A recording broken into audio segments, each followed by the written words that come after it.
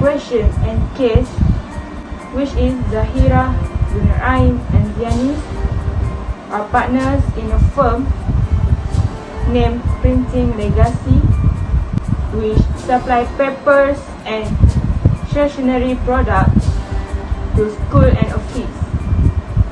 A clause in a partnership agreement clearly states no partners shall enter into contract worth more than 600,000 ringgit without consent all the partners.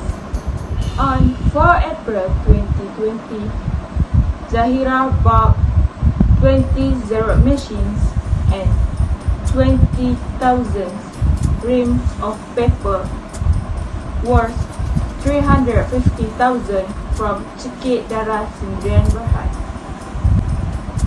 He did not inform the other partners about this transaction. Cekik Darah Sendirian Berhad is now demanding from Printing Legacy. Nur Ain and Zianis want to know if Printing Legacy is able to pay for the purchases made. Reference to the Partnership Act 1961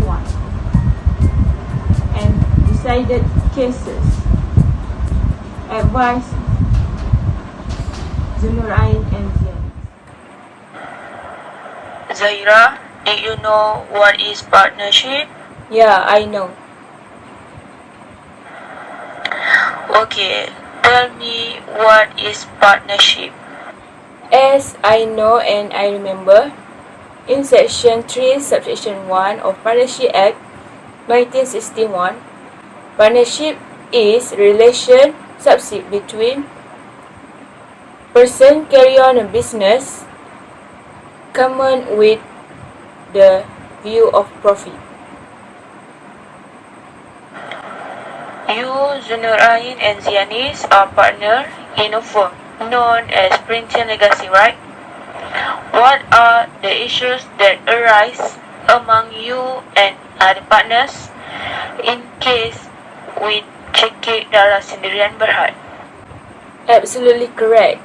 The issue between Printing Legacy and Cekik Darah Sendirian Berhad are whether our firm, Printing Legacy, is liable to pay purchases that have been made without the Nur Ain and Zianis concerns. And second is whether I breached the partnership agreement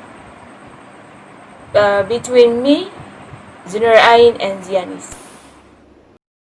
Okay, so you as a business woman who involved in the partnership for years actually should be able to already know about the Partnership Act 1961 so that you can handle all your problems about the partners, about the business easily.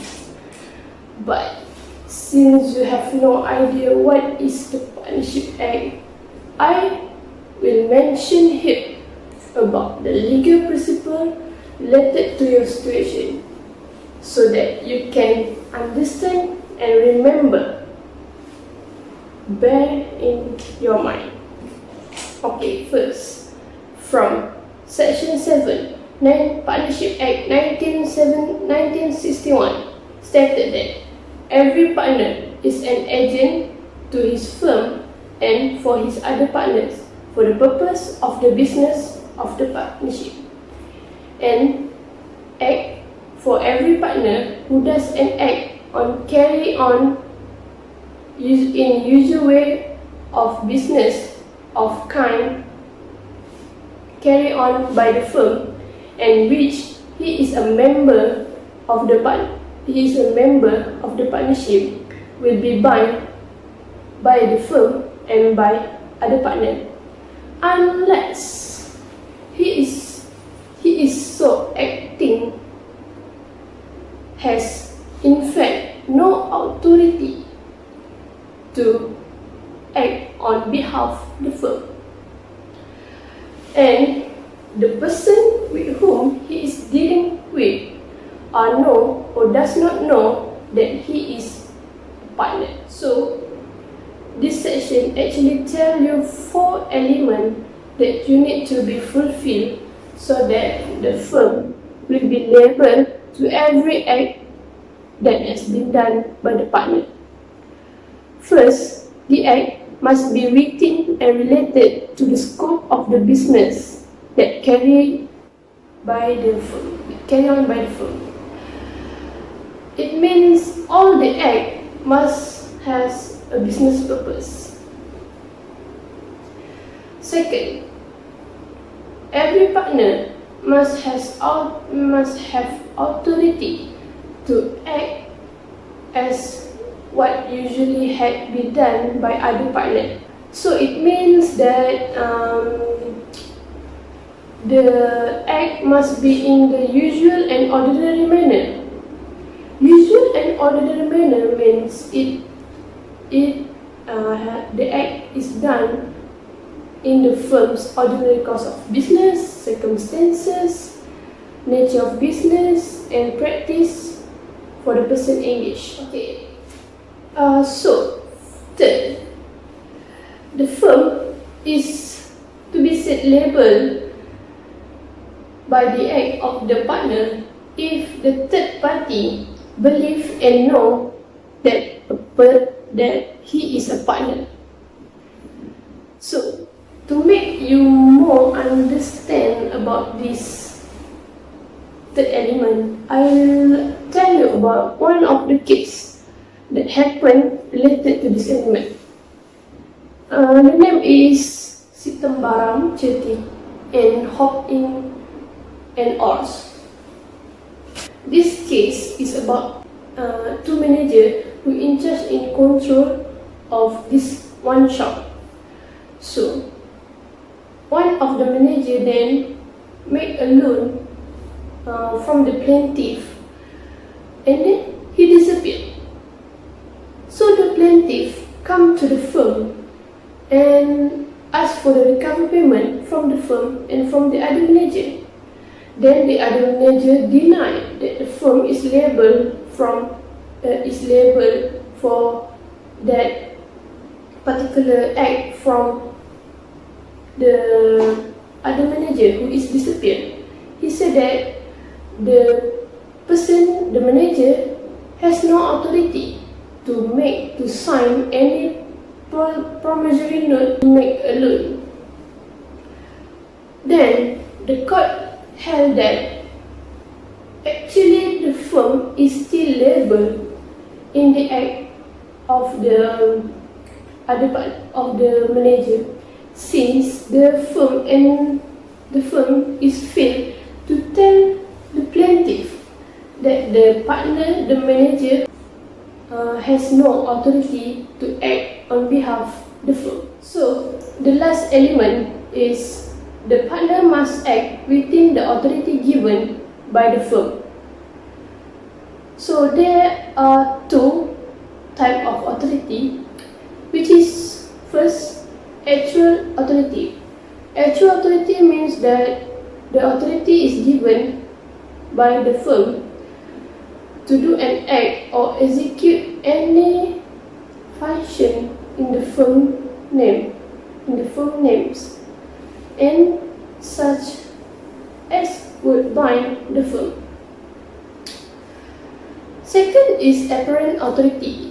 Apparent authority means an agent is represented by the principal for having an authority to do an act, and the third party relies in this representation. The agent merely looks like he has actual authority, and even though he has no actual authority, the principal still be bound. So, I hope you can really understand these 4 elements, because these 4 elements is so important in the act, So, another section related to your situation is from Section 30, Partnership Act 1961, which is stated that every partner has a duty to disclose all and full information about everything that happened in the partnership and everything that affecting the partnership. So actually relationship between partner is based on mutual trust and confidence. So if you fail to fulfill this duty, it's enough for you to breach the duty of the partner. Okay, so I think that's all I can tell you about the legal principle. All you need to do is understand, bear in your mind, and handle everything based on the act.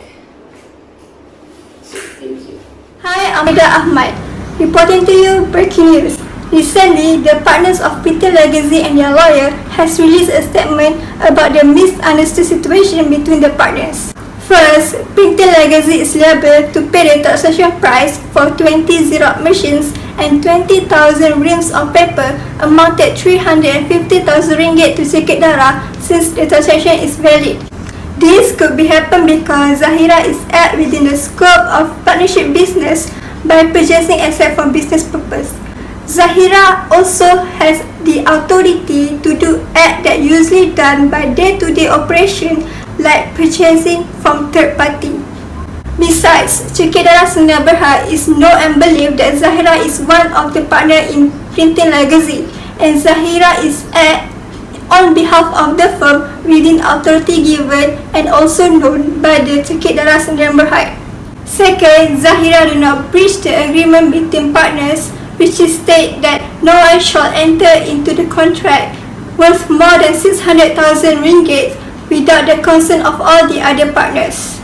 The reason is because Zahira entered into the contract amounted 350,000 ringgit, which is not exceed the amount that they agreed. This means Zunur Ain and Zianis cannot take legal action against Zahira. All in all, Printing Legacy will be liable for the purchase made and Zahira do not breach the contract. I'm Haida Ahmad, TV3. 원하는 대로 다가질 거야. 그게 바로 내 꿈일 테니까 변한 건 없어. 버티고 버텨. 내 꿈은 더 단단해질 테니